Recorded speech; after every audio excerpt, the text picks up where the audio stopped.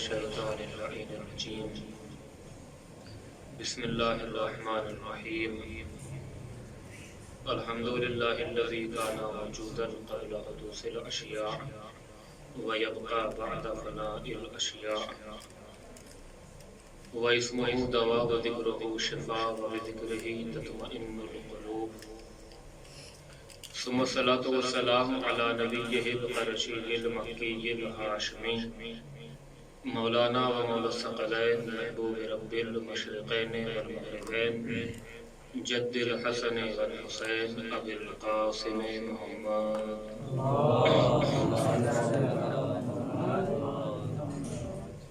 وعلى آله الطيبين الطاهرين المعصومين المنتخبين المنتجبين الكهف الحسين وغياث المستر المستكين وملجأ الحاربين وإسمة المعتصمين ولعنة الدائمة على أعدائهم أجمعين من يوم ظلمهم إلى يوم الدين أما بعد فقد قال الله تعالى في كتابه الكريم وهو أصدق القائلين وقوله الحق بسم الله الرحمن الرحيم لا إكراه في الدين صلوات الله اللهم صل على محمد وعلى محمد.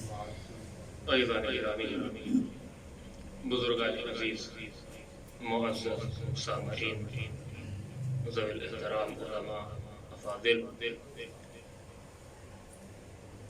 مرحومین کے اثار ثواب کی غرض سے فضائل و مصائب اہل بیت کے چند گوشے آپ کے سامنے ذکر کرنا مقصود ہے.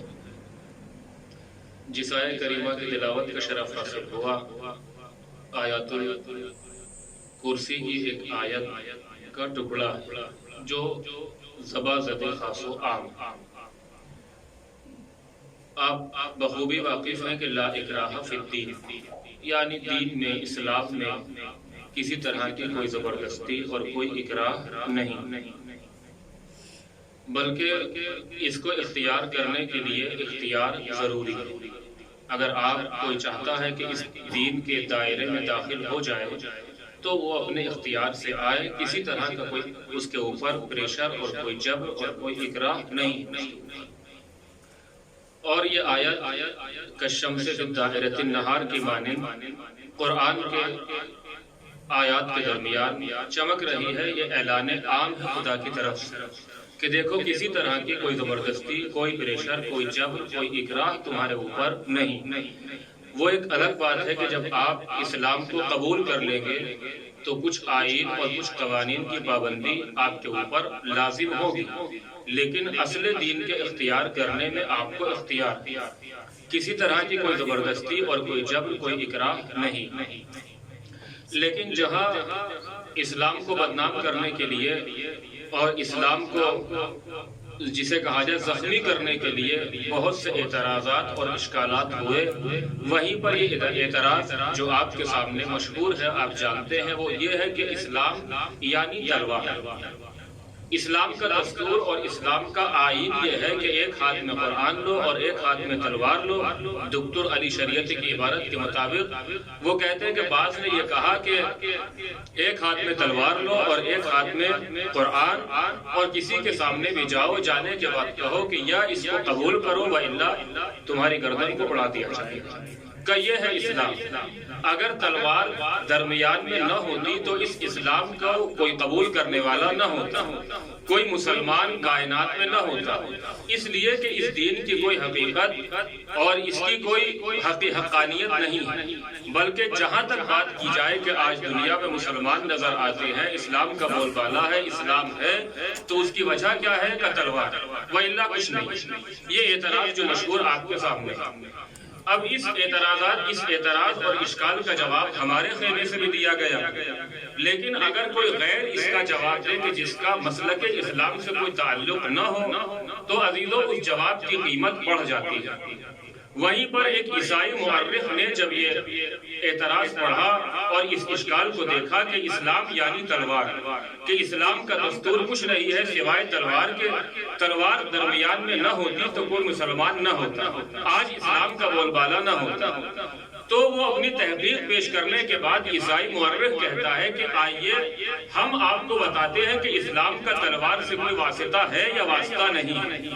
آپ نے کہا کہ اس دین کی کوئی حقیقت نہیں ہے۔ وہ کہتا ہے کہ جب پیغمبر اسلام مکے میں آئے اور اعلان نبوت کیا تو یہ بتاؤ کہ کتنے افراد ان کے ساتھ تھے، اور اس کے بعد جو افراد ان کے ساتھ تھے ان پر کتنی پابندیاں آئی تھی، کہ ہر طرح کی پابندیاں ان پر لگی ہوئی تھی، کوئی اختیار ان کو زندگی جینے کا نہیں تھا، لیکن اس کے باوجود کہ آپ کہتے ہو بات تلوار کی، کہ انہیں تلوار اٹھانا تو دور کی بات ہے، انہیں ان کے حقوق جو انسانیت کے تحت دیے جاتے ہیں وہ بھی نہیں دیے جا رہے تھے، کہ لیکن اس حتیٰ کہ لیکن پیغمبر اسلام کی بات جب آتی ہے کہ اتنے افراد ان کے ساتھ بڑھتے چلے گئے، تو وہ عیسائی مورخ اس جواب میں کہتا ہے کہ بات تلوار کی نہیں ہے، بلکہ بات یہ ہے کہ دین اسلام کی حقانیت ایسی تھی کہ جو اس حقانیت کو سمجھ لیتا تھا اس کے سامنے سر تسلیم خم کر ایک صلوات پڑھیں گے محمد والے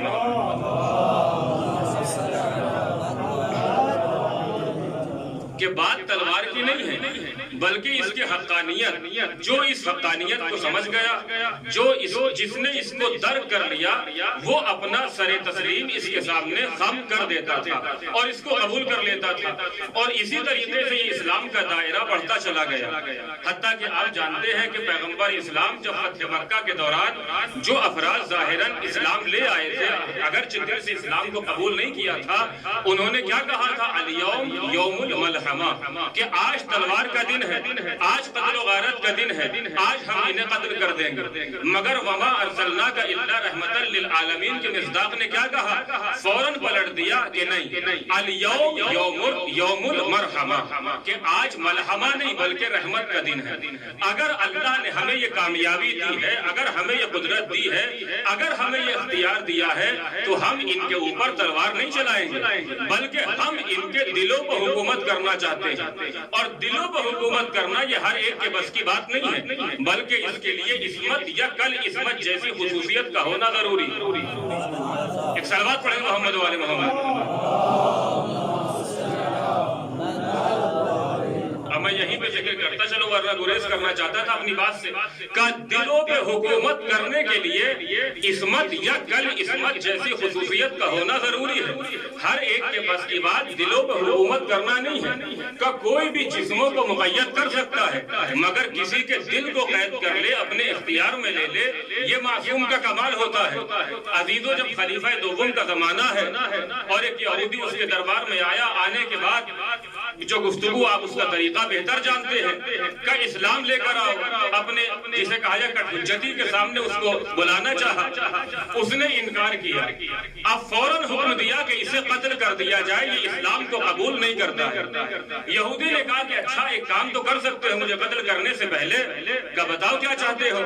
کہ مجھے ایک کاسا پانی پلا دو۔ میں آپ کو بتانا چاہتا ہوں کہ جسموں کو مقید کر سکتا ہے کوئی بھی، لیکن دلوں کو مقید وہ کر سکتا ہے جو معصوم یا کل معصوم ہو۔ عزیزان گرامی، اب جیسے ہی خلیفہ دوم نے دیکھا کہ پانی مانگ رہا ہے، اتنا تو انہوں نے کیا بہرحال کہ اس کے لیے ایک کاسے میں پانی منگایا، کہ جب تک یہودی کہتا ہے جب تک میں یہ پانی نہ پیوں کیا مجھے امان ہے؟ کہاں تجھے امان ہے؟ جب تک یہ پانی نہیں پیے گا تجھے قتل نہیں کیا جائے گا۔ یہودی نے کاسا لیا، پانی بھرا ہوا تھا، اور اس کاسے کو زمین پر انڈیل دیا۔ عزیزو، اب فوراً کہا کہ اسے قتل کر دیا جائے۔ یہودی نے کہا کہ آپ نے وعدہ کیا تھا کہ جب تک یہ کاسا یہ پانی نہ پینا جو اس کاسے میں ہے مجھے قتل نہیں کرو گے۔ کہا نہیں، یہ بہانے کر رہا ہے، اسے قتل کر دیا جائے۔ اب جیسے ہی معاملہ مولائے کائنات کے پاس پہنچا، اب کیا معاملہ؟ کہ ایسے ایسے کہا تھا۔ عزیزو، یہودی سے مولا نے پوچھا ماجرا کیا ہے؟ کہ اس نے کہا تھا جو اپنے کو خلافت کا مدعی بتاتا ہے، جو خلافت کا مدعی ہے، کہ جب تک میں یہ کاسا پانی کا نہ پی لوں گا مجھے قتل نہیں کرے گا، مجھے امان نامہ ہے۔ مولائے کائنات نے کہا کہ جب وعدہ کیا تھا تو وعدے پر عمل کر۔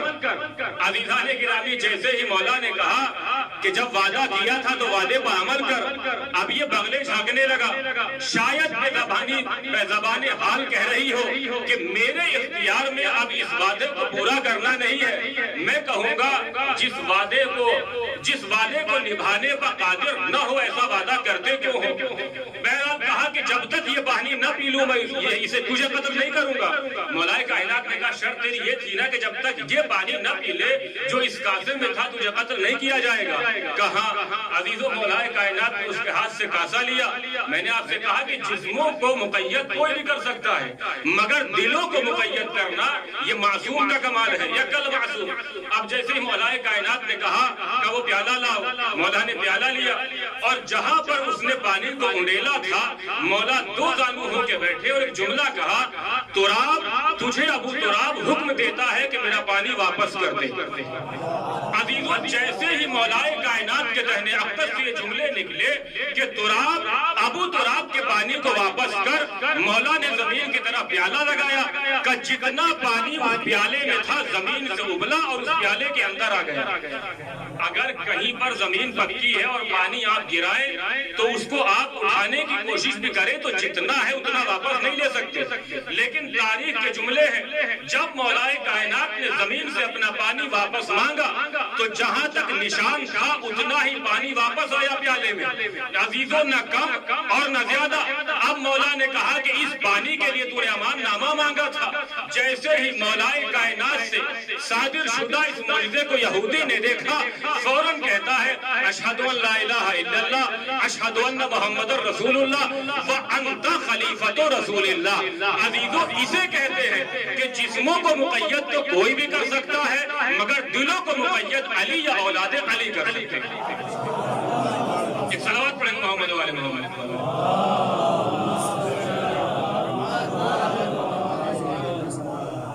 تو کہا کہ لا اکراہ فی الدین، کوئی زبردستی نہیں، کوئی اکراہ نہیں، کوئی پریشر نہیں کسی طرح کا. شرط کیا ہے کہ آؤ اسلام کو تسلیم کرو اور اپنے اختیار سے آج اسلام ہوا تسلیم جو مولائے کائنات نے تاریخ بیان کیا. بہرحال مصطلف نہیں جانا چاہتا کہ اختیار کے ساتھ پوری قدرت کے ساتھ کوئی کسی طرح کی زبردستی اور اکراہ نہیں. اب یہاں پہ میں کہنا یہ چاہتا ہوں رواج سے گریز کر رہا ہوں. عزیزو زبردستی آپ کسی کو مسلمان بنا بھی نہیں سکتے، زبردستی آپ کسی کو مومن بنا بھی نہیں سکتے. اس لیے کہ اسلام اور ایمان کا تعلق دل سے، اسلام اور ایمان کا تعلق عقیدے سے ہے. اور آپ کسی کے، میں نے ابھی آپ سے بار بار کہا کہ جسموں کو مقید کر سکتے ہیں لیکن دل کو مقید نہیں کر سکتے. آپ کسی سے زبردستی نماز پڑھوا سکتے ہیں؟ کیا آپ کسی سے زبردستی روزہ رکھوا سکتے ہیں؟ کیا آپ کسی سے زبردستی حج کرا سکتے ہیں؟ نہیں، بالکل نہیں کرا سکتے. اس لیے کہ نماز میں سب سے بنیادی شرط کیا ہے؟ نیت. اور نیت کا تعلق ہے دل سے. تو آپ کسی سے زبردستی کثرت تو کروا سکتے ہیں مگر نماز نہیں پڑھوا سکتے ہیں. آپ زبردستی کسی سے فاقہ تو کروا سکتے ہیں مگر روزہ نہیں رکھوا سکتے. اس لیے کہ آپ اسے بند کر دیجئے، کچھ نہ دیجئے، مبتلات روزہ سے دور رکھیے. لیکن آپ نے اس کے جسم کو قید کر دیا مگر دل پہ آپ حاکم نہیں ہیں کہ آپ اس سے نیت کرا سکیں. وہ جھوٹا کہتے ہیں کہ میں نیت کر لی ہے، کہ آپ کے اختیار میں یہ نہیں ہے. آپ کسی سے حج زبردستی نہیں کروا سکتے. صفا مروہ کے درمیان خانہ کعبہ کے چاروں طرف یہ چکر تو کہلائے گا مگر عزیزان گرامی یہ حج نہیں کہلائے گا. آپ کسی سے زبردستی مال تو بٹوا سکتے ہیں مگر خمس و زکات کی ادائیگی نہیں کرا سکتے. اس لیے کہ ان سب چیزوں کا تعلق نیت پر ہے، نیت پر موقوف ہے اور نیت کا تعلق دل سے ہے. اور ہم کسی کے دل پر حکومت نہیں کر سکتے، ہم کسی کے دل کو گرفتار نہیں کر سکتے. ہمارے اختیار میں نہیں ہے. جب تک نیت نہیں کرے گا وہ عمل صحیح نہیں ہوگا. اب میں گریز کرنا چاہتا ہوں کہ جب تک نیت نہیں کرے گا اس کا عمل صحیح نہیں ہوگا. لہذا نیت کے ساتھ آؤ، جو عمل انجام دو گے ہم تمہارے عمل کو قبول کریں گے. اگر نیت نہیں تو کوئی عمل نہیں. عزیزان گرامی جیسی نیت ہوتی ہے، جیسا ارادہ ہوتا ہے اسی کے اعتبار سے عمل کا معیار بڑھتا چلا جاتا ہے. جیسی نیت اور جیسا انسان کا جیسا خلوص ہوتا ہے کہ ویسے ویسے عمل کا معیار بڑھتا چلا جاتا ہے. آپ دیکھتے ہیں ایک انسان شب کے سناٹے میں صدقہ دے رہا ہے اور ایک صدقہ دے رہا ہے کس لیے؟ اس کا مقصد یہ ہے کہ لوگ اس کی تعریف کریں شہرت کے حصول کے لیے. قرآن نے بھی کیا کہا کہ لیبلوکم ایکم احسن عملا الذی خلق الموت والحیات. ہم نے زندگی کو بھی پیدا کیا، ہم نے موت کو بھی پیدا کیا، لیکن مقصد کیا ہے؟ کا مقصد یہ ہے کہ ہم دیکھیں کہ تم میں احسن و عملہ کا مصداق کون ہے. اب آپ بہتر سمجھتے ہیں اکثر و عملہ نہیں یعنی کثرت معیار نہیں بلکہ حسن، اس کی کیفیت کیفیت، ہمیں کمیت نہیں چاہیے، بلکہ یہ بتائیں کہ کیفیت کیا ہے، جب نیت کی تھی تو ارادہ کیا تھا، کیسی نیت تھی، جب مال تقسیم کر رہے تھے تو آپ کا ارادہ کیا تھا، للہیت تھی یا ایسے ہی بس لوگوں کو دکھانے کے لیے یا لوگوں کو اپنا مقید کرنے کے لیے؟ عزیزان گرامی یہ معمولی منزل نہیں ہے کہ جیسی نیت ویسے انسان کے عمل کا معیار بڑھتا چلا جاتا ہے، عمل کی کمیت معیار نہیں بلکہ عمل کی کیفیت معیار ہے۔ عزیزو یہی تو وجہ تھی کہ بہت سے افراد نے تلواریں تو بہت چلائیں لیکن ایک ہی ضربت ہمیں تاریخ میں ملی کہ جو عبادت ثقلین پر بھاری پڑ گئی۔ عزیزو یہ ضربت کا وزن پیغمبر نے نہیں بتایا بلکہ علی کی نیت کا وزن پیغمبر بتا رہے ہیں۔ ایک صلوات پڑھیں محمد و آل محمد۔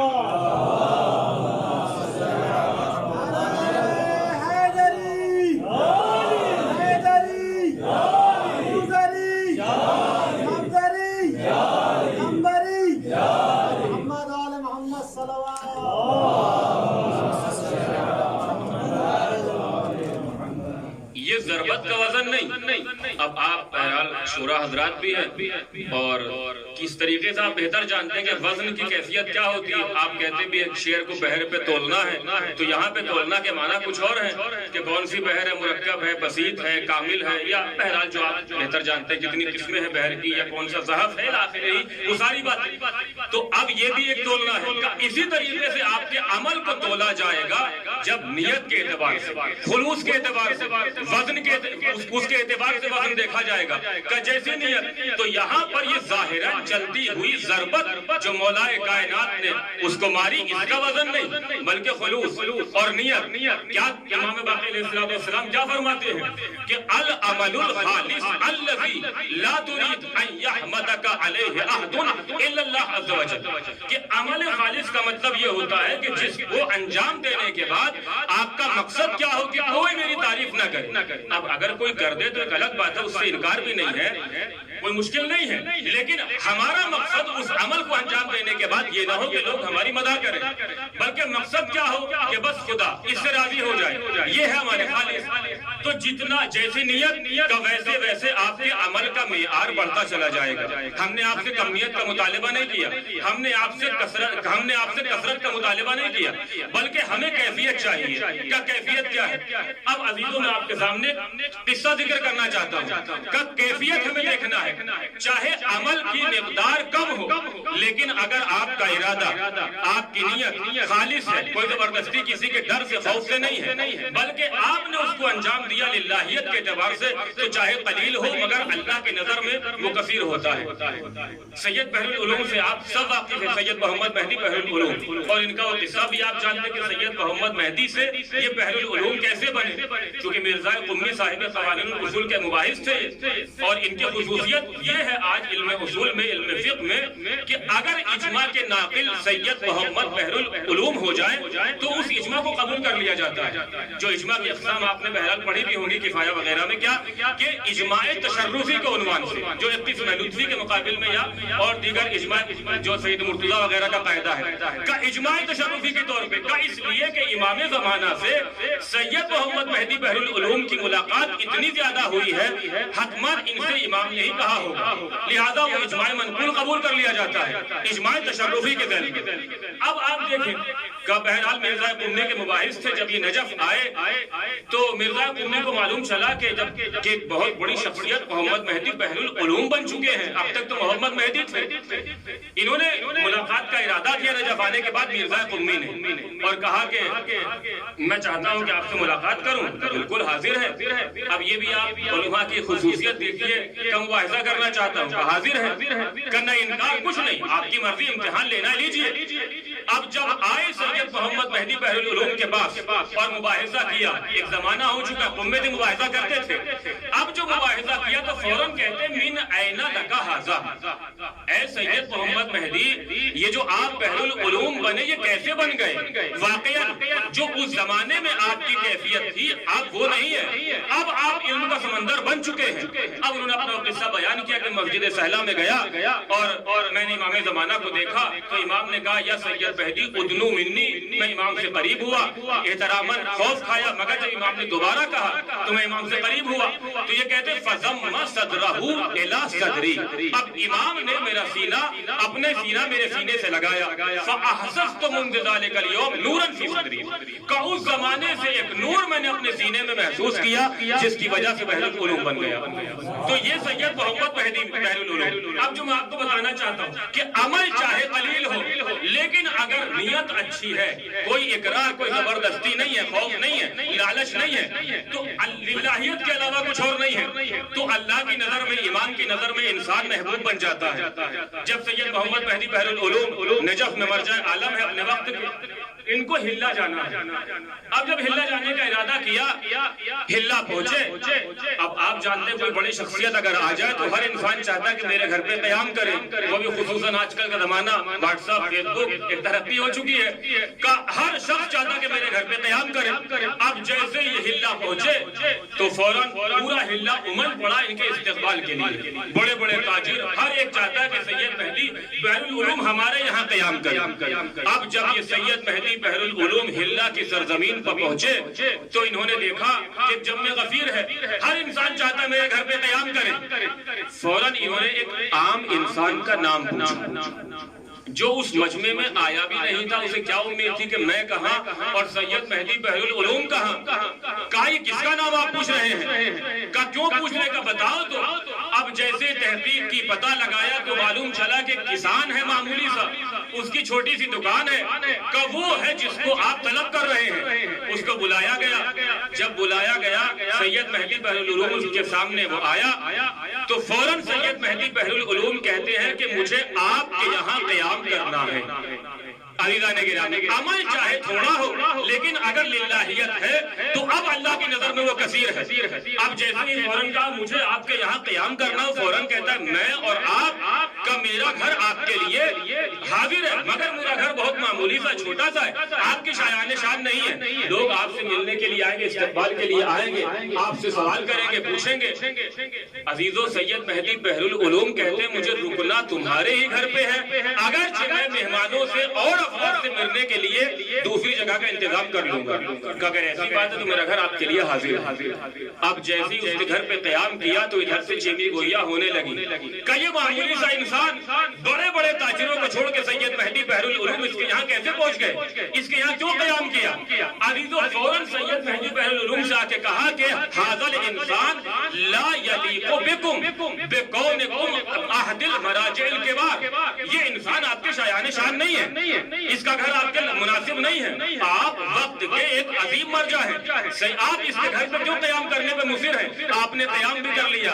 عزیزو سید مہدی بحر العلوم نے کہا میں نے اپنی مرضی سے اس کے گھر پہ قیام نہیں کیا ہے، لقد امرنی سیدی و مولائی الحجۃ بن العسکری علیہ السلام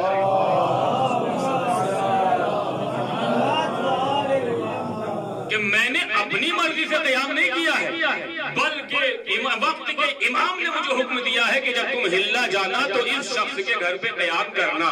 کہ آپ نے پوچھا نہیں کیوں؟ سید مہدی بحر العلوم کہتے ہیں میں امام سے کیوں پوچھنے پر قادر نہیں ہوں، اب جب امام کوئی حکم دیتے تو چوں چرا نہیں، بس حکم دے دیا، میں اس کے گھر پہ قیام کر لیا میں نے، لیکن میں اس کی وجہ تم کو بتا سکتا ہوں۔ اس کو قریب بلایا، بلانے کے بعد کہتے ہیں یہ بتاؤ کہ تم اتنے محبوب اور اتنی عظمت شخصیت امام کی نگاہوں میں کیسے بن گئے؟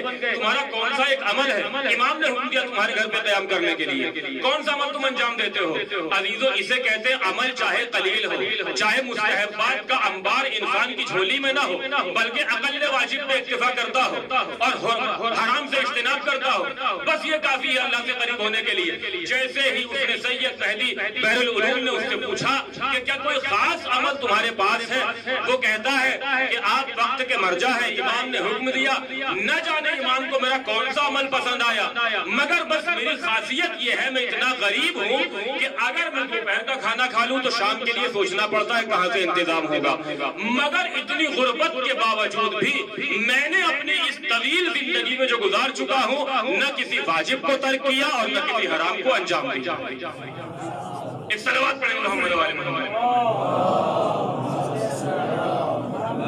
اب یہاں پہ سید مہدی بحرالعلوم کہتے ہیں کہ اس کے کھاتے میں اگرچہ مستحبات کا انبار نہیں ہے لیکن اس کے عمل کی کیفیت ایسی ہے کہ اپنی پریشانی اپنی تمام اطلاعات اس کے پاس ہیں مگر پھر بھی یہ اللہ کو نہیں بھولا، اس نے اللہ کے قوانین کو مد نظر رکھتے ہوئے یہ کام انجام دیا کہ زندگی میں واجب کو ترک نہیں کیا اور حرام کو انجام نہیں دیا۔ یہی وجہ ہے کہ اس کے عمل میں للہیت اتنی تھی کہ امام کی نظر میں یہ انسان محبوب بن گیا۔ تو عمل کی کثرت معیار نہیں ہے، چاہے جتنا عمل ہو، لیکن اصل یہ ہے کہ للہیت ضروری، للہیت اگر ہے تو امام کی بارگاہ میں وہ عمل قبول ہو جاتا ہے۔ عزیزان گرامی لیکن اگر للہیت نہیں ہے تو وہ عمل انسان کی بارگاہ میں اللہ کی بارگاہ میں قبول نہیں ہوتا ہے۔ آپ چاہے کوئی بھی فن کو لے لیں، عموماً آپ دیکھیں شیخ انصاری جو ایک رب عین کے مالک تھے، ایک آنکھ بالکل خراب اور ایک آنکھ بھی ان کی ثلث جا چکی تھی، رب حصہ، اسی سے مقاصد، اسی سے رسائل اور دیگر تمام کتب کا تحریر کرنا، اسی سے تمام۔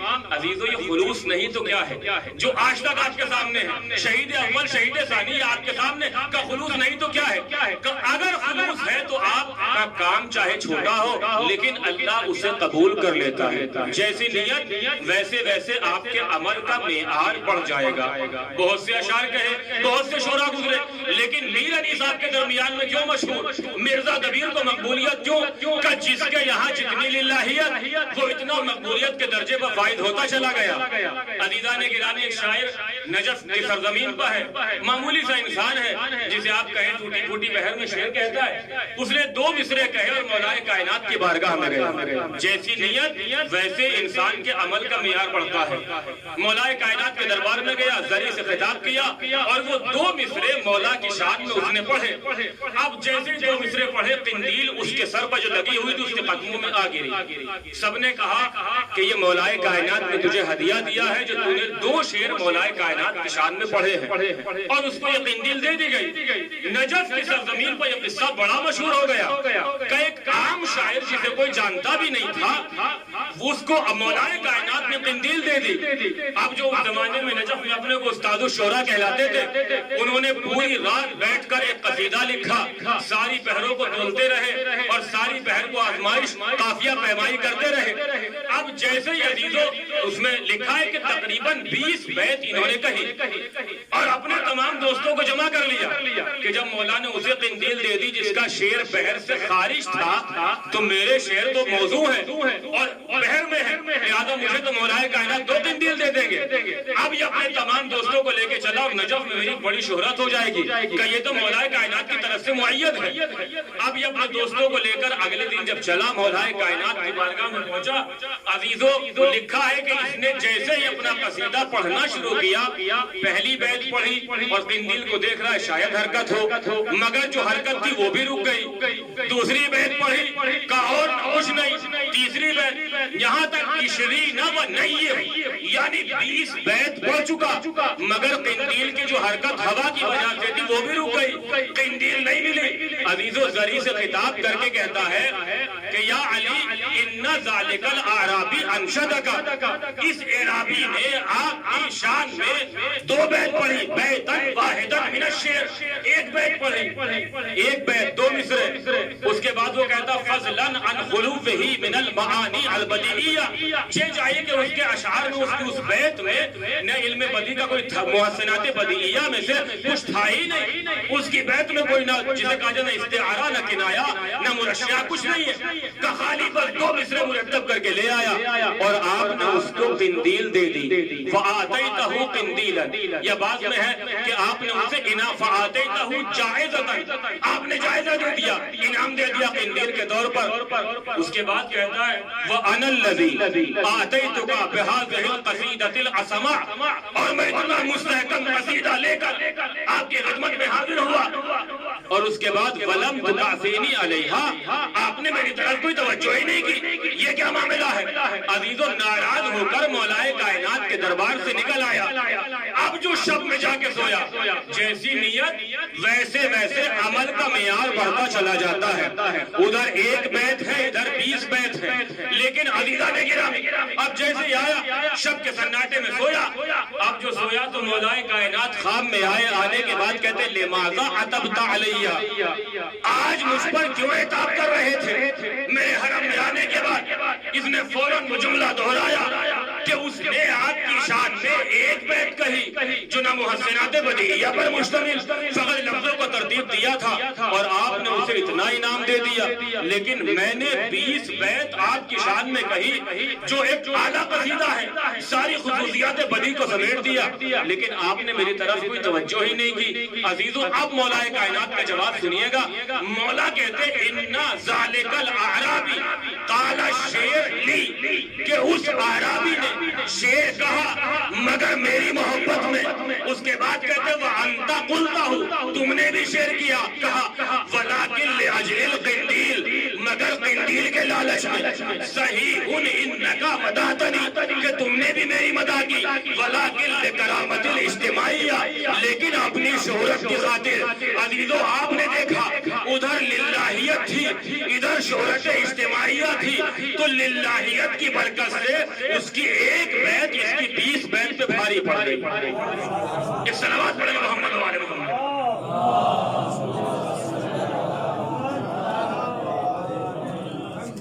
کیسے کہتے جیسے جیسے انسان کے عمل نیت بڑھتی چلی جائے، جیسے جیسے نیت کا معیار بڑھے گا عمل کا معیار بڑھتا چلا جائے گا۔ اسی لیے علماء علم اخلاق کا کہنا ہے کہ یہ کام یہ افعال انجام دینا کوئی کمال نہیں ہے، بلکہ کمال یہ ہے کہ ہماری نیت کیسی ہے۔ ہم دنیا میں جب آئے زندگی گزاری، آپ دیکھتے ہیں ظاہراً ایک انسان، اسی لیے مولا کائنات کا جملہ کیا ہے لا تنظروا الی کثرت رکوعہ و سجودہ، اس کے کثرت رکوع کثرت سجود کو دیکھ کر متاثر نہ ہونا۔ نہ جانے کون ابن ملجم نکل آئے، نہ جانے کون شبس ابن ربی نکل آئے، نہ جانے کون عزیزہ شمر نکل آئے، یہ سب صفی اول کے نمازی مولا کائنات کے پیچھے۔ لہذا نیت کو دیکھنا، کثرت رکوع کثرت سجود، اس پر نہ جانا۔ انظروا الی صدق الحدیث و اداء الامانہ، دیکھیں سچ کتنا بولتا ہے جب باتیں کرتا ہے، یہ دیکھیں امانت دار کتنا ہے۔ اگر اللہ نے صلاحیتیں دی ہیں تو ان صلاحیتوں کی وجہ سے لوگ اس سے کتنا استفادہ کرتے ہیں۔ فقط امانت اس میں نہیں کہ اگر کسی نے کسی کے پاس پیسے رکھوائے تو یہ امانت کا نہیں، مانوی اور مادی ہر جہت سے کتنا امین ہے۔ اس چیز کو دیکھو کہ جیسے جیسے انسان کی نیت کا معیار بڑھے گا اس کے عمل کا معیار بڑھتا چلا جائے گا۔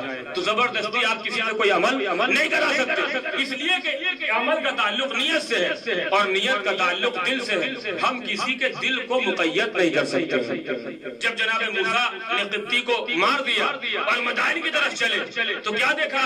اس ساتھ کے ذہن میں ہے، اپنی بات کو سمیٹ رہا ہوں، جب چلے ہیں تو جناب شعیب کی بیٹیاں جو کنویں کے قریب کھڑی تھی پانی بھرنا چاہتی تھی، بھیڑ کی وجہ سے نہیں بھر پا رہی تھی، تو اب جناب موسیٰ آگے بڑھے اور کنویں کے مالک سے کہا کہ میں 2 ڈول کھینچوں گا، ایک ڈول تمہارے لیے ایک اپنے لیے۔ کنویں کا مالک راضی ہو گیا، ان کو راستہ دے دیا۔ اب جناب موسیٰ نے جناب شعیب کی بیٹیوں کی مدد کی، پانی بھر دیا اور وہ آج وقت سے پہلے اپنے گھر چلی گئی۔ جناب شعیب نے کہا جلدی آنے کا سبب کیا ہے؟ کہا کہ جوان نے ہماری مدد کی اور آج ہم اس کی وجہ سے جلدی واپس آ گئے۔ جناب شعیب نے جناب موسیٰ کو بلوا بھیجا۔ اب جو بلوایا کہا موسیٰ ہم تمہاری ضیافت کرنا چاہتے ہیں، آج تمہیں ہم کھانا کھلانا چاہتے ہیں۔ جناب موسیٰ کا جواب سنیں گے؟ جناب موسیٰ نے فوراً کہا کہ اخاف ان یکون ھذا عوضا عما سقیتہما، کہیں ایسا نہ ہو کہ آج یہ آپ کا دسترخوان اس کا عوض بن جائے جو میں نے آپ کی بیٹیوں کی مدد کی ہے۔ وَإِنَّ أَهْلَ الْبَيْتِ لَا نَبِيعُ شَيْئًا مِنْ عَمَلِ الْآخِرَةِ بِمَلَعِ الْأَرْضِ ذَهَبًا۔ اور ہم اہل بیت کی خصوصیت یہ ہے کہ ہم سونے سے بھری ہوئی زمین کے بدلے بھی اس عمل کو نہیں بیچتے کہ جس کو ہم نے اللہ کے لیے انجام دیا۔ کہ میں نے آپ کی بیٹیوں کی مدد کی ہے، میں نے ان کی مدد کی ہے، ان کو پانی بھر کے دیا ہے، مگر میں نہیں چاہتا کہ دسترخوان اس کا عوض بن جائے۔ عزیزو آپ نے دیکھا یہ ہے معرفت۔ جناب موسیٰ گھبرا رہے ہیں کہیں ایسا نہ ہو، آج ہمارا مزاج کیا ہے، اگر کسی کو دو بول سکھا دیے، اب یہ چاہتے راستے میں جہاں ملے ہمیں سلام کرے، اور اگر بیچارہ کبھی جلدی میں سلام نہ بھی کر پائے، بھول جائے تو اس کو فوراً بس ایک عجب طرح کی مشکلات ہو جاتی ہے، یا کسی کی مدد کر دی، مالی مدد چاہتے بس ہمارا قصیدہ پڑھتا رہے۔ کہا نہیں، ہم نے یہ عمل کیا ہے۔ عزیز و خلوص جو علماء علم اخلاق نے لکھا، بہرحال میں مقام نصیحت میں نہیں ہوں، میں بہرحال کیونکہ ایک مزاجی ایسا میں کیا کروں، مجبور اپنے مزاج سے۔ کہ خلوص کی تین وقت خلوص ہوتا ہے، نیت، بات، ایک قبل العمل، ایک مع العمل، ایک بعد العمل۔ بہت سے انسان قبل العمل واقعی مخلص ہوتے ہیں، مع العمل بھی مخلص ہوتے ہیں، لیکن جب کسی کو ترقی دلائے، پڑھائے اور وہ ترقی پہ پہنچ جائے، اب اگر وہ ان کو نہ پوچھے تو اب یہ بعد العمل ان کا خلوص بہ جاتا ہے، اب یہ پریشان ہو جاتے ہیں۔ اس کو دیکھو، ہم نے انہیں بولنا سکھایا تھا، آج ہمارے مقابلے پہ آرے کا نہیں، اگر آپ نے یہ کام للہیت کیا تھا، اللہ کے لیے کیا تھا، جانے دیجئے، اللہ آپ کی عمل کو ضائع نہیں ہونے دے گا۔ کہ اسی میں فرق ہے معصوم غیر معصوم، یا وہ افراد کے جو معصوم کے دسترخوان سے وابستہ ہے، جو معصوم کے جوڑی سے وابستہ ہے۔ عزیز و مولا کائنات نے اس لیے کہا اِنَّا قَوْمًا عَبَدُوا اللَّهَ رَغْبَةً فَتِلْكَ عِبَادَةُ التُّجَّارِ۔ کہ ایک قوم وہ ہے جو اللہ کی عبادت تو کرتی ہے، مگر ان کی عبادت رغبت میں ہے، لالچ میں ہے، یہ عبادت تاجرانہ ہے۔ نماز پڑھیں گے، اللہ اللہ کہیں گے، یہ مل جائے گا، یہ مل جائے گا، الی آخرہ۔ وَإِنَّ قَوْمًا عَبَدُوا اللَّهَ رَغْبَةً فَتِلْكَ عِبَادَةُ الْعَبِيدِ۔ اور ایک قوم وہ ہے جو اللہ کی عبادت کرتی ہے، یہ بلاغہ میں جملہ موجود ہے، لیکن وہ عبادت غلاموں والی کرتی ہے۔ اگر عبادت نہیں کریں گے تو گوڑے مارے جائیں گے، مشکل ہوگی اگر ہم نے اس کو قبول نہیں کیا۔ مولا فرماتے فَتِلْكَ عِبَادَةُ الْعَبِيدِ، یہ غلاموں والی عبادت ہے جو ڈر کی وجہ سے کرے، خوف کی وجہ سے کرے۔ اس کے بعد مولا کہتے ہیں وَإِنَّ قَوْمًا عَبَدُوا اللَّهَ شُكْرًا فَتِلْكَ عِبَادَةُ الْأَحْرَارِ۔ لیکن ایک قوم وہ ہے جو اللہ کی عبادت کرتی ہے تو شکر کی بنا پر، کہ یہ عبادت آزادانہ عبادت ہے۔ عزیزو اب آج دنیا مقابلہ کرتی ہے علی کا فلاں سے، کہ اس نے بھی عبادتیں کی، اس نے بھی عبادتیں کی۔ میں نے کہا عبادتوں کی کثرت کو نہیں دیکھنا بلکہ نیت کو دیکھنا۔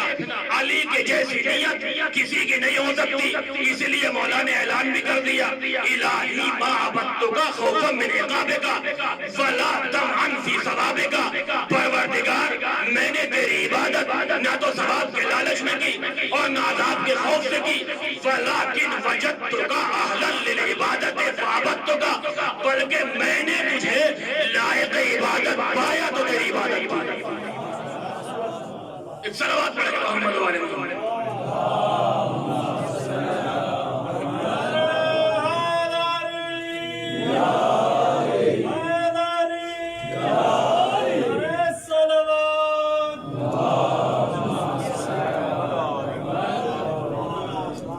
وَلَكِنْ وَجَدْتُكَ أَهْلًا لِلْعِبَادَةِ فَعَبَدْتُكَ، پروردگار میں نے تجھے لائق عبادت پایا ہے تو عبادت کی۔ دنیا کہاں سے یہ عبادت کی مصداق لے کر آئے گی؟ عزیزو ہم بھی کوئی معمولی اپنے آپ کو معمولی کبھی نہ سمجھنا۔ قیمت کل امرئ ما یحسنہ، ہر انسان کی قیمت اس کی نیکی ہوتی ہے۔ کبھی بھی اپنے کو اگر آپ آج اس منزل پہ فائز ہیں، اگر ہم کو شیعہ علی کے لقب سے یاد کیا جاتا ہے تو یہ کوئی معمولی نہیں ہے۔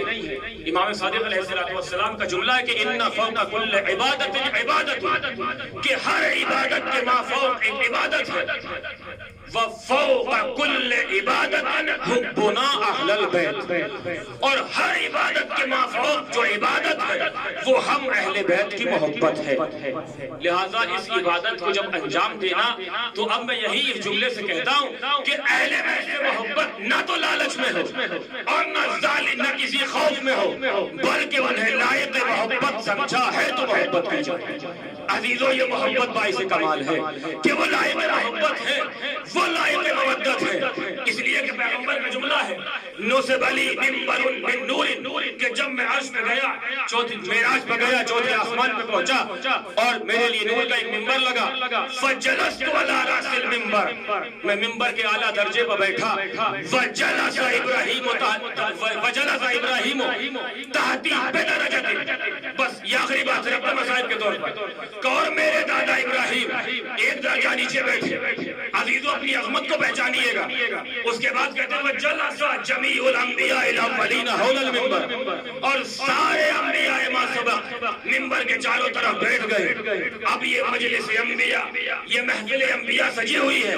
فَإِذَا بِعَلِيٍّ قَدْ أَقْبَلَ وَهُوَ رَاكِبُ نَاقَةٍ مِّن نُورٍ، اور اس کے بعد عزیز روایت کا جملہ ہے کہ مولا کائنات نور کے ناقے پر سوار اس مجلس انبیاء میں وارد ہوئے، وَأَصْحَابُهُ حَوْلَهُ كَالنُّجُومِ۔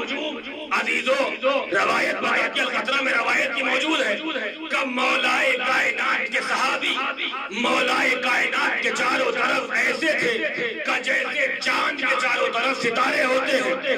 اب جیسے ہی مولا کائنات اپنے اصحاب خاص کے ساتھ، آپ خاص معمولی نہیں ہے، اپنے اصحاب خاص کے ساتھ پہنچے بزم انبیاء میں، جناب ابراہیم نے فوراً کہا ھذا ای ملک مقرب او ای نبی معظم، کہ اے اللہ کے نبی، اے آخری پیغمبر، یہ آنے والا تو کوئی بہت بڑا فرشتہ معلوم دیتا ہے، یہ تو کوئی بہت بڑا نبی لگ رہا ہے۔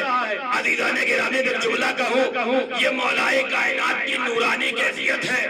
آج جناب ابراہیم نے نورانی کیفیت میں نہیں پہچانا، کل جب یہ چادر میں جمع ہوں گے تو جبرائیل بھی نہیں پہچان پائیں گے، سوال کریں گے یا ربی ومن تحت الکساء، پروردگار یہ چادر کے نیچے کون ہے؟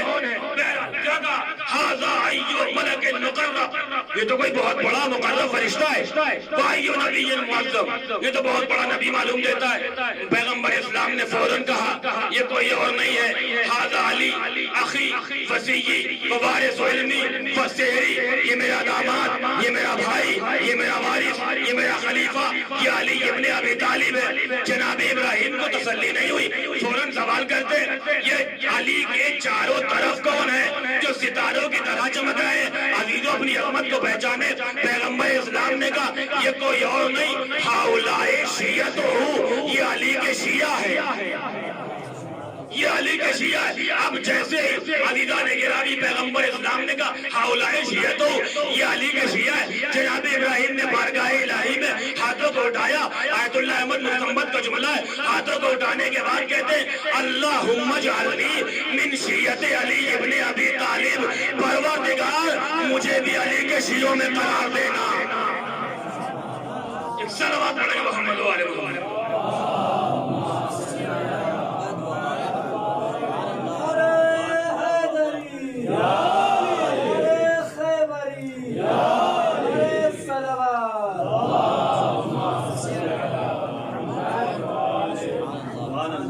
اللہم اجعلنی من شیعت علی ابن ابی طالب۔ معصوم لہجہ تھا، معصوم لہجے نے اپنے خلیل سے دعا کی تھی، پروردگار سے دعا کی تھی۔ فَأَتَا جِبْرَائِیلُ بِهَذِهِ الْآیَةِ، جبرائیل سند لے کے بھی آ گئے، وَإِنَّ مِن شِیعَتِهِ لَإِبْرَاہِیم، ابراہیم بھی انہی کے شیعوں میں سے ہے۔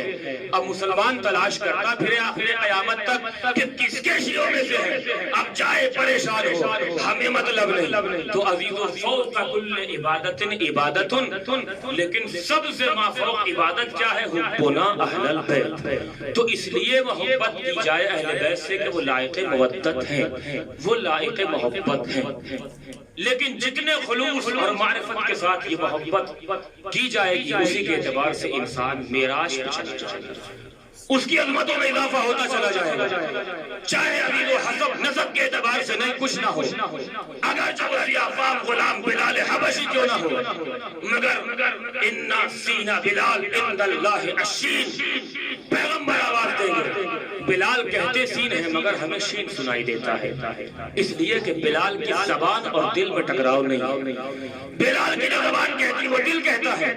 آج دنیا کا دستور ہے نسب کا احترام کیا جاتا ہے، اگر کسی کو کسی سے نسبت ہو، عزیزو آپ دیکھتے بھی ہیں قوانین ہے، بہرحال ہر جگہ قوانین ہوتے ہیں، ہو سکتا ہے کہ ہم کو وہ سارے شرائط حوزے میں وہ منصب ملے جب ہم شرائط پر فائز ہو جائیں، لیکن ایک انسان جو کسی عالم کا مجتہد کا بیٹا ہو سکتا اس کو اندر وہ شرائط نہ ہو مگر پھر بھی اسے منصب دے دیا جاتا ہے. کیوں عزیزو؟ کہ اس سے عدالت ساقط نہیں ہوتی بلکہ یہ نسب کا احترام کیا جاتا ہے. اس لیے کہ نسب کا احترام قرآن کا بھی حکم ہے, اہل بیت کا بھی حکم ہے. کیا کہا جناب موسیٰ کا ذکر میں نے آپ کے سامنے کیا تھا نا کہ جب جناب موسیٰ جناب خضر چلے تین چیزیں آپ کے سامنے. کیا تھا یہ قصہ؟ کا دیوار گر رہی تھی یرید ان ينقض فاقامہ. جناب خضر نے کیا کیا؟ اس دیوار کو جو گرنے والی تھی سیدھا کر دیا, صحیح کر دیا اس نے. جناب موسیٰ نے کیا کہا تھا؟ لو شئت لاتخذت علیہ اجرا, کہ آپ چاہتے تو اجرت دے سکتے تھے. جناب خضر نے کیا کہا تھا؟ فراق بینی و بینک, اب کا راستہ الگ میرا راستہ الگ, خدا حافظ.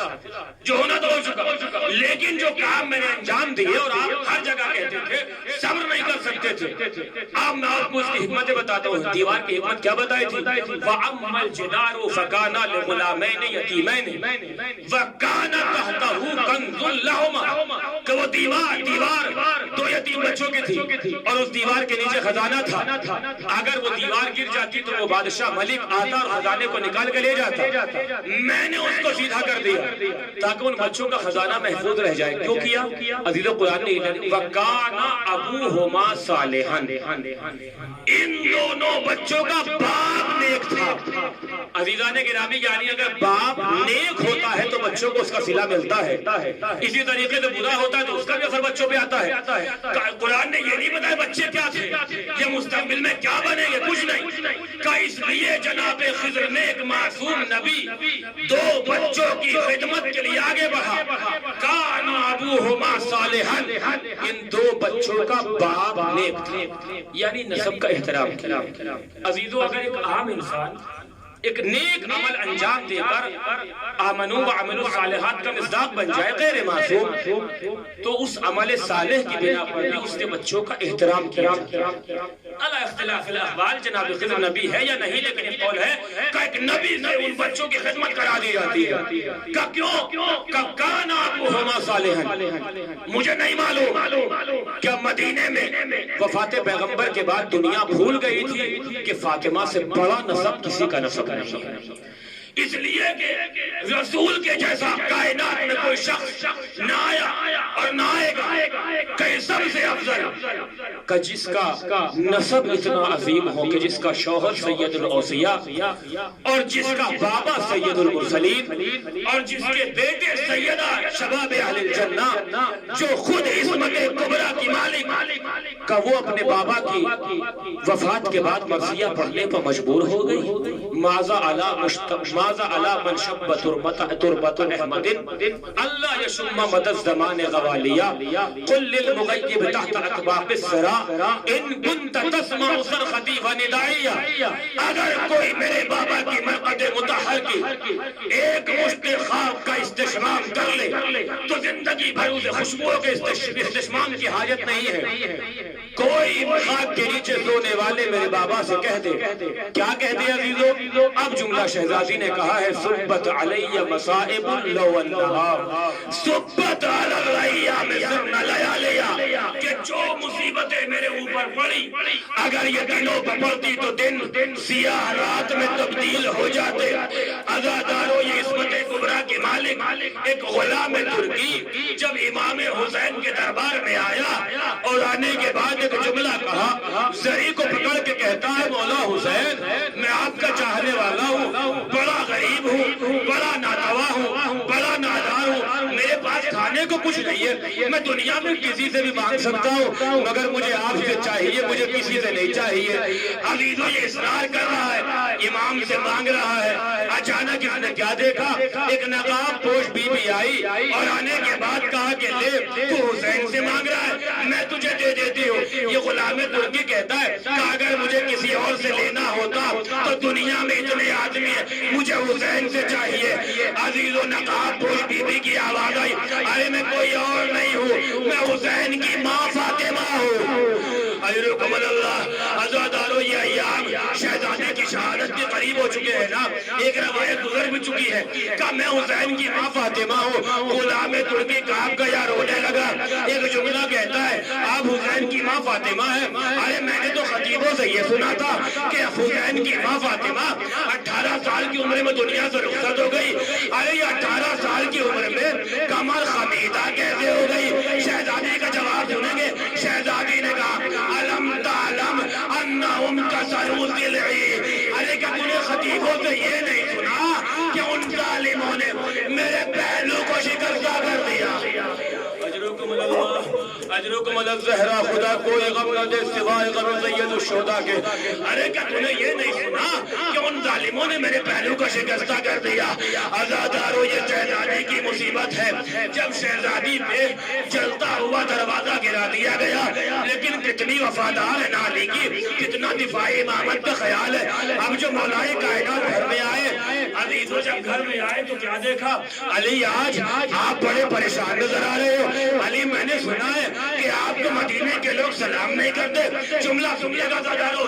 مرحومہ کی سال سوال کی مجلس ہے نا, خدا ساری مرحومہ جو مومنات دنیا سے رخصت ہو چکی سب کو جوار سیدہ میں جگہ عنایت فرمائے, اور جو مرحومین رخصت ہو چکے پروردگار مولائے کائنات کی شفاعت انہیں نصیب کرے. عزادارو جملہ سنیے گا. تب میں نے سنا ہے مدینے کے لوگ آپ کو سلام نہیں کرتے. ایک مرتبہ کہتے اے شہزادی اب تو یہ زمانہ آ گیا اگر میں سلام نہیں کرتا ہوں تو کوئی جواب نہیں دیتا. عزادارو شہزادی تڑپ گئی. اے بیٹا زینب میرے قریب تو آؤ, بیٹا حسن میرا قریب تو آؤ, بیٹا ام کلثوم قریب تو آؤ, میں دعا کرتی ہوں تم سب مل کر آمین کہنا. جانتے شہزادی نے کیا دعا کی؟ عزادارو معصوم ہاتھوں کو اٹھا کے کہا الہی عجل وفات فاطمہ. اے پروردگار اب فاطمہ کو زندگی کی تمنا نہیں.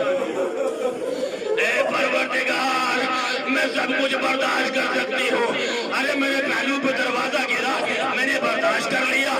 میرے گھر سے چلتا ہوا دروازہ میرے پہلو پہ گرا, میرے گھر سے دعا اٹھا میں نے برداشت کیا.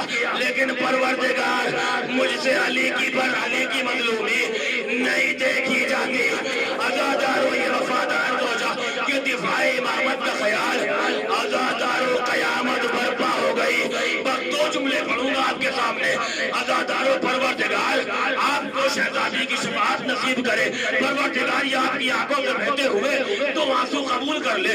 عزادارو اب جو شہزادی کا وقت وفات قریب آیا, وصیت کر دی, شہزادی اس دنیا سے رخصت ہو گئی. مولائے کائنات نے تقسیم و تقسیم کا اعلان شب میں کر دیا کہ تقسیم کل ہوگی. عزادارو اب جو غسل دینے کے لیے آگے بڑھے, آپ سارے مسائل سنتے رہتے ہیں نا. مولائے کائنات کے گلے میں رسی کا پھندا باندھا گیا مگر عزیزو صبر کیا. پہلو پہ چلتا ہوا دروازہ گرا مگر علی نے صبر کیا. محسن شہید ہو گئے مگر صبر کیا. عزادارو قیامت تو یہ آ گئی. آج شہزادی کو اتنے دنوں سے مظلومی کی حالت میں دے گئے مگر صبر کرتے رہے. لیکن اب جو غسل دیتے دیتے پہلو پہ ہاتھ پڑا, صبر کا پیمانہ لبریز ہو گیا. سلمان نے کہا علی آپ تو صبر کی تلقین کرتے تھے. ارے آواز دی مجھے رسول اللہ نے یہ امانت حوالے کی تھی لیکن شہزادی کا صبر ارے مجھے آج تک نہیں بتایا. اجرکم اللہ اجرکم الزہرا. شہزادی کو سپرد خاک کر دیا. عزادارو جب تک ہر خطیب کا دستور کیا ہے کہ شہزادی کی مصیبت پڑھو یا کسی کی مصیبت پڑھو مگر فاطمہ کے بیٹے حسین کی مصیبت کا تذکرہ ضرور کر دینا. بس تو جملے عزیزو قیامت برپا ہو گئی. دفن کر دیا, صبح نمودار ہوئی, خلیفہ وقت آیا, ہم نماز جنازہ پڑھیں گے, نبش قبر کریں گے. مولائے کائنات کو خبر ملی, سرخ امامہ باندھا, تلوار ہاتھ میں لی, گھوڑے پر سوار ہوئے. جنت البقیع میں عزیزو شہزادی کی قبر کے مجاور بن کے بیٹھ گئے اور ایک آواز دی لاسقین الارض من دمائکم. اگر کسی نے فاطمہ کی قبر کی طرف آنکھ اٹھا کر بھی دیکھا میں خون سے اس کے خون سے مدینے کی گلیوں کو سیراب کر دوں گا. جتنے بھی آئے تھے واپس چلے گئے. میں آواز دوں گا جنت البقیع کا رخ کر کے شہزادی آپ پر ظلم ہوا, ہوا ناقابل برداشت ظلم تھا، لیکن جب آپ کی نبش قبر کی بات آئی علی جیسا معصوم امام مجاور قبر بن کے بیٹھ گیا۔ لیکن ہائے آپ کا بیٹا حسین کتنا غریب ہو گیا تھا، اپنے بچے کو دفنا دیا تھا کہ تاکہ اس کے سر و تن میں جدائی نہ ہو، مگر ظالم کربلا کی زمین پر نیزہ مارا، ننھا سا لاشا الجھ کے نیزے میں باہر آ گیا، سر و تن میں جدائی کی حسین کے غربت۔ اے فاطمہ یہ آپ کے لال کی مصیبت۔